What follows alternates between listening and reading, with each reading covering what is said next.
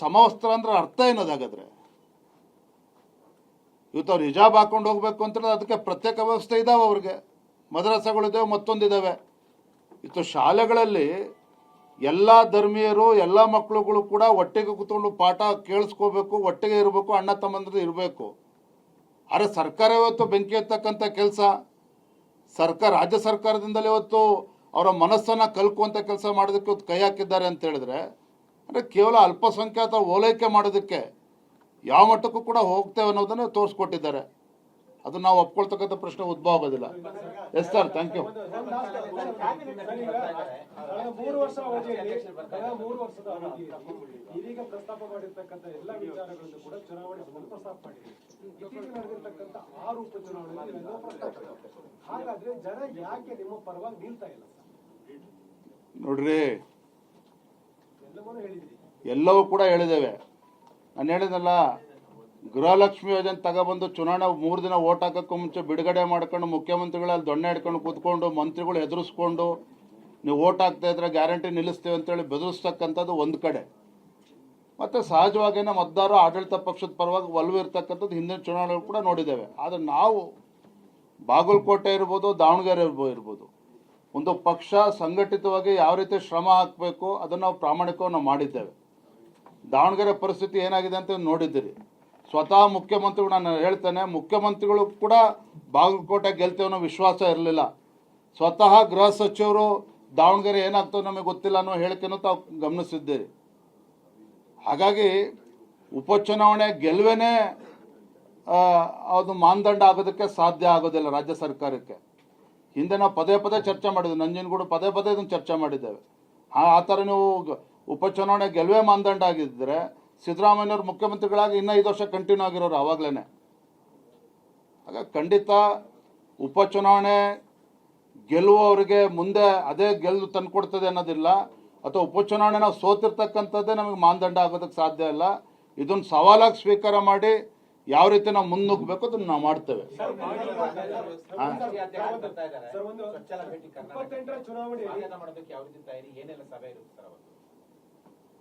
ಗೌರವಾನ್ವಿತ ನಮ್ಮ ರಾಷ್ಟ್ರೀಯ ಅಧ್ಯಕ್ಷರಾಗಿರುವಂತಹ ನಿತಿನ್ ನಬೀನ್ಜಿಯವರು ಅಧ್ಯಕ್ಷರಾಗಿ ಜವಾಬ್ದಾರಿಯನ್ನು ಸ್ವೀಕಾರ ಮಾಡಿದ ನಂತರದಲ್ಲಿ ಮೊದಲ ಬಾರಿಗೆ ಪ್ರಪ್ರಥಮ ಬಾರಿಗೆ ಬೆಂಗಳೂರಿಗೆ ಬರ್ತಾ ಇದ್ದಾರೆ, ಕರ್ನಾಟಕಕ್ಕೆ ಬರ್ತಾ ಇದ್ದಾರೆ. 23ನೇ ತಾರೀಕು ರಾತ್ರಿ ಬೆಂಗಳೂರಿಗೆ ಬಂದು ತಲುಪ್ತಾರೆ. 24ನೇ ತಾರೀಕು ಬೆಂಗಳೂರು ಉತ್ತರ ನಮ್ಮ ಪ್ರಶಿಕ್ಷಣ ವರ್ಗ ಇಡೀ ರಾಜ್ಯಾದ್ಯಂತ ನಡೀತಾ ಇದೆ. ಜಿಲ್ಲಾ ಮಟ್ಟದ ಪ್ರಶಿಕ್ಷಣ ವರ್ಗ ರಾಜ್ಯಾದ್ಯಂತ ನಡೀತಾ ಇದೆ. ರಾಷ್ಟ್ರೀಯ ಅಧ್ಯಕ್ಷರ ಅಪೇಕ್ಷೆ ಇತ್ತು, ನಾನು ಕೂಡ ಪ್ರಶಿಕ್ಷಣ ವರ್ಗದಲ್ಲಿ ನಾನು ಭಾಗವಹಿಸ್ತೇನೆ, ಕಾರ್ಯಕರ್ತರನ್ನ ಭೇಟಿ ಮಾಡಬೇಕು ಅನ್ನೋ ಉದ್ದೇಶದಿಂದ ಬರ್ತಾ ಇದ್ದಾರೆ. ಇದು ಇಡೀ ರಾಜ್ಯದಲ್ಲಿರ್ತಕ್ಕಂಥ ಕಾರ್ಯಕರ್ತರಿಗೆ ಒಂದು ರೀತಿ ಸ್ಫೂರ್ತಿ ಅಂತ ಹೇಳೋದಕ್ಕೆ ಇಚ್ಛಪಡ್ತೇನೆ. 24 ತಾರೀಕು ಸಂಪೂರ್ಣವಾಗಿ ಸಂಘಟನಾತ್ಮಕವಾಗಿ ನಮ್ಮ ಜೊತೆ ಜೋಡಿಸ್ಕೊಳ್ತಾರೆ. ರಾಜ್ಯಾಧ್ಯಕ್ಷರ ಆಯ್ಕೆ ಸಂಬಂಧಪಟ್ಟಂತೆ ಅಭಿಪ್ರಾಯ ಸಂಗ್ರಹಕ್ಕೆ ಬರ್ತಾ ಇದ್ದಾರೆ ಅಂತ. ಈಗ ಯಾಕೆ ಅಂತ ಉಪಚುನಾವಣೆ ಸೋಲು ಅಥವಾ ಬೇರೆ ವಿಚಾರಗಳು, ಪಕ್ಷದ ವಿಚಾರಗಳು ನಿಮಗೇನು ಗೊಂದಲ ಇಲ್ಲ ತಾನೆ? ನೋಡಿ, ನಮ್ಮದೊಂದು ರಾಷ್ಟ್ರೀಯ ಪಕ್ಷ ಇದೆ. ತಳ ಹಂತದಿಂದ ಸಂಘಟನಾತ್ಮಕವಾಗಿರ್ತಕ್ಕಂಥ ಪ್ರಕ್ರಿಯೆಗಳು ಏನು ನಡಿಬೇಕು ನಡೆದಾಗಿ ಪೂರೈಸಾಗಿದೆ. ಇನ್ನು ಮುಂದಿನ ಭಾಗವಾಗಿ ಏನು ರಾಜ್ಯಾಧ್ಯಕ್ಷರ ವಿಚಾರದಲ್ಲಿ ಏನು ತೀರ್ಮಾನ ಮಾಡಬೇಕು ಆ ನಿಟ್ಟಿನಲ್ಲಿ ಕೆಲವು ಚರ್ಚೆಗಳು ಕೂಡ ಆಗ್ತದೆ. ಅದ್ರ ಮೇಲೆ ತದನಂತರದಲ್ಲಿ ರಾಷ್ಟ್ರ ಮಟ್ಟದಲ್ಲಿ ತೀರ್ಮಾನವನ್ನು ಕೂಡ ಮಾಡ್ತಾರೆ. ಆತಂಕ ಪಡುವಂಥ ಅವಶ್ಯಕತೆ ಏನಿಲ್ಲ. ನಿಮ್ಮ ಜೊತೆ ನಾನು ಇರ್ತೇನೆ. ಅವರು ಕ್ಯಾಬಿನೆಟ್ ರಿಶಫಲ್ ಆಗ್ತಾ ಇದೆ, ಸಚಿವರೆಲ್ಲ ಬದಲಾವಣೆ ಆಗ್ತಿದ್ದಾರೆ ಅಂತ ಹೇಳಿ ಇಲಾಖೆ ಕಾರ್ಯದರ್ಶಿಗಳು, ಅಧಿಕಾರಿಗಳು ಯಾರು ಕೂಡ ಹಾಲಿ ಸಚಿವರ ಮಾತನ್ನೇ ಕೇಳ್ತಾ ಇಲ್ವಂತೆ. ಅಧಿಕಾರಿಗಳು ಸಚಿವರ ಮಾತು ಕೇಳ್ತಿಲ್ಲ ಅಂತ ಹೇಳಿ ರಿಲ್ಯಾಕ್ಸ್ ಹೋಗಿದ್ದಾರೆ ಅಧಿಕಾರಿಗಳು ಅಂತ ಸಚಿವರನ್ನೇ ತಮ್ಮ ಅಸಹಾಯಕ ಪರಿಸ್ಥಿತಿ ಹೇಳ್ಕೊತಿದ್ದಾರೆ. ನಾನು ಮಾಧ್ಯಮದ ಮುಂದೆ ಹೇಳ್ಬೇಕೋ ಬೇಡ ಗೊತ್ತಿಲ್ಲ. ನಿನ್ನೆ ನಡೆದಂಥ ಒಂದು ಘಟನೆ, ನಮ್ಮ ಶಾಸಕರೊಬ್ಬರು ಫೋನ್ ಮಾಡಿದರು.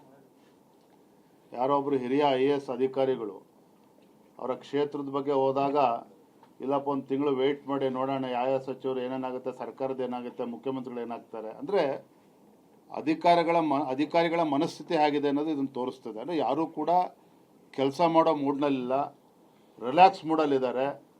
ಏನಾಗುತ್ತೆ, ಸರ್ಕಾರ ಏನಾಗುತ್ತೆ, ಮುಖ್ಯಮಂತ್ರಿಗಿರಿ ಏನಾಗುತ್ತೆ ಅದಕ್ಕೆಲ್ಲವೂ ಕೂಡ ಕಾಯ್ಕೊಂಡು ಕೂತಿದ್ದಾರೆ. ಆಡಳಿತ ಯಂತ್ರ ಸಂಪೂರ್ಣವಾಗಿ ಸ್ತಬ್ಧ ಆಗಿದೆ. ಇದು ವಾಸ್ತವಿಕ ಸತ್ಯ.